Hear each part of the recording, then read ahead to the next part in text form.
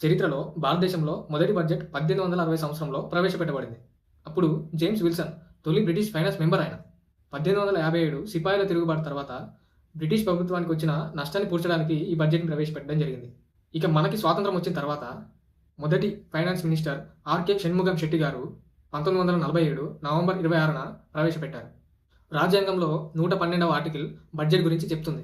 ముందు రోజుల్లో అంటే 1924 నుండి 2016 వరకు రైల్వే బడ్జెట్ వేరుగా ఉండేది. 2017లో ఫైనాన్స్ మినిస్టర్ అరుణ్ జైట్లీ గారు యూనియన్ బడ్జెట్‌లో కలిపేశారు. ఆ తర్వాత నిర్మలా సీతారామన్ గారు పేపర్‌లెస్ బడ్జెట్‌ని ప్రవేశపెట్టారు.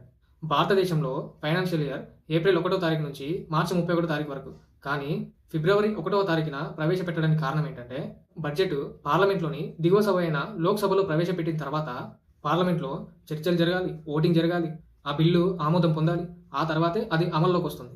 అంటే మనం ఇంట్లో ఏదైనా పండగ చేసుకోవాలంటే ఒక వారం ముందే అన్ని ప్రిపేర్ చేసుకుంటాం కదా, సేమ్ ఇది కూడా అంతే.